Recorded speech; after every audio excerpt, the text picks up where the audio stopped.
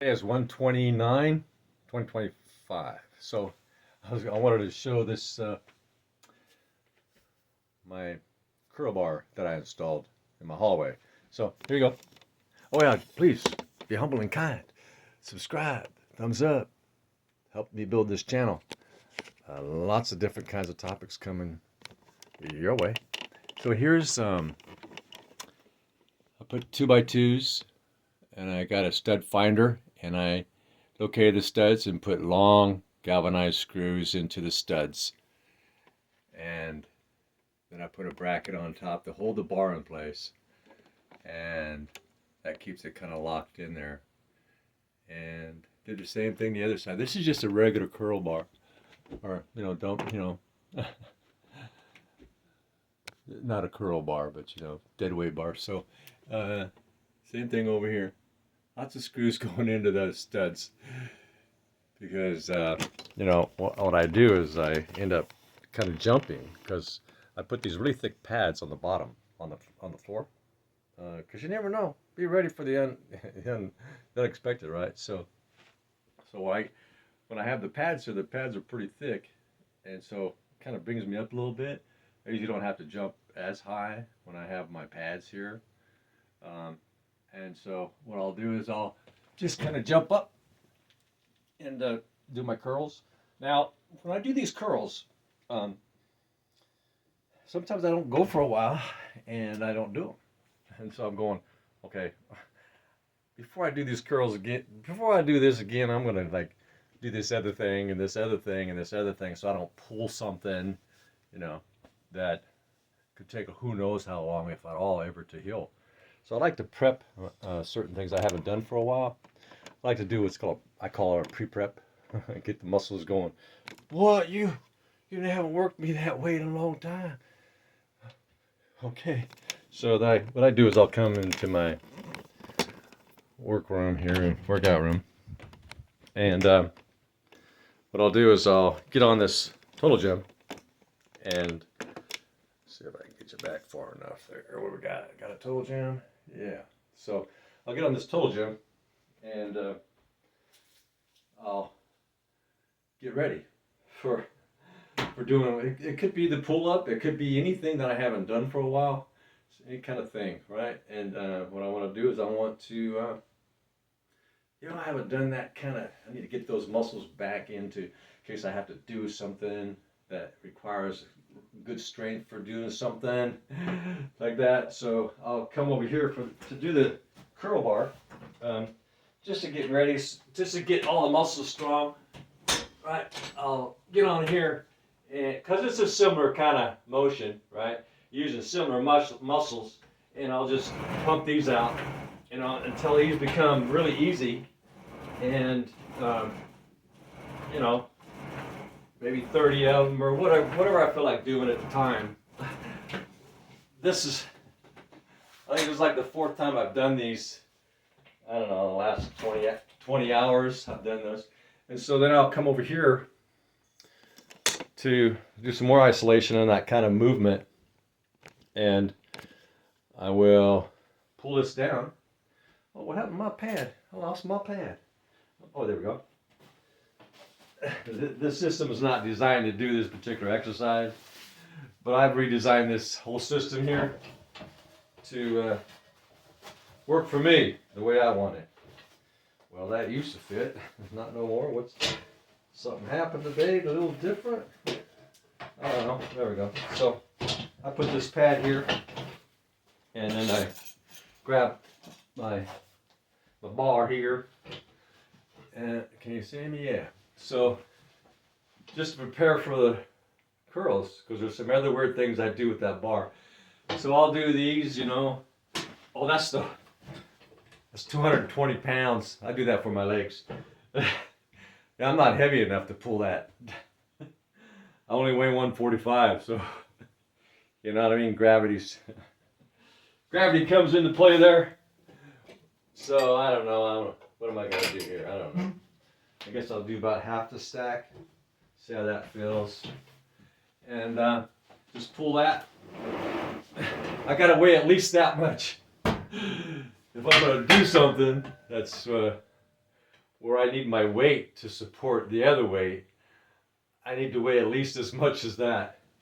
So then I'll, work this pull bar, this thing, and and then I'll maybe go towards the center a little bit, pull that, because it's pulling all these in here, right? It's getting that ready getting me ready to do the monkey bar, right? And so just kind of keep doing this for a day or two and just get all those muscles ready.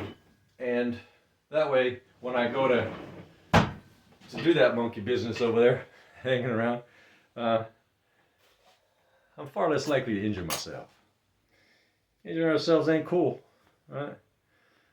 And what's even less cool is if we know how to prevent it, we don't do the things that prevent it. We just think, oh, I'm Superman. I haven't done anything for a while, but I'm young and I'm strong and I'm powerful. I'll just go ahead and do that, and then boom, they break something, or they get a bad injury, pull something. So here's my ankle bracelets. So I will put those on. Oh, I ain't got that set up next time. So put these on my ankles, and I go to that bar I just showed you. I'm not, I can do it right now, but I don't feel 100% confident that I'm not going to pull something, right? I don't feel 100% confident I'm not going to pull. If I don't feel 100% confident or thereabouts when I'm going to do a certain physical exercise, I try to avoid that. When I bought this weight system in here, I was about 40 years old, and I hadn't worked out on any heavy weights for 5 years or whatever it was. And so I set my weight system up, put it on 220, just pumped them right on out. Yeah, and did several sets of that one. I came back down, 220s, pumped it out, easy peasy. And then started feeling something strange on my hands. So I looked down on my hands, and they looked different. I had torn all the ligaments. You can still see that little hole there. I tore all that. It looked like that all the way across my palms. I tore every single ligament in both of my hands. 40 years old. I had no idea that's something that could happen. I was still strong, but my tendons had not been adjusted to that kind of weight. My other muscles, they were still really good to go. I pulled appliances this way and that way, and the other muscles were cool, but the tendons had not been conditioned for that kind of strength, that angle, whatever. That's why I do a lot of different exercises.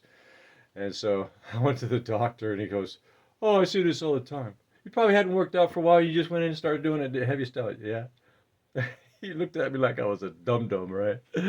Like he's seen it so many times. Yeah, man, come on. And so I like to prep for things I haven't done for a while. And I got a rudder, a little rudder. And so and so it's I really can't stress enough that it doesn't matter how strong you are or how much you can lift or whatever. If you haven't done something for a while, it's not that you can't, because you can, but what can possibly be the consequences? Just because we can do something doesn't mean we should. I learned that. That was a hard lesson. Oh my gosh, how long is that going to last? Well, you can see how long it lasts. I'm 66, so 26 years later, I still have the remnants of my ignorance. And so, when I get myself conditioned pretty soon, I've been preparing for doing what I'm about to do with this monkey business. So I'll be putting my boots on. Well, they're not boots; they're ankle hangers. So, and I'll hang upside down, and I'll show you now. Also, hanging it upside down is really good for realignment, because think about your whole life, gravity's pulling you this way. Things are kind of being crunched like that.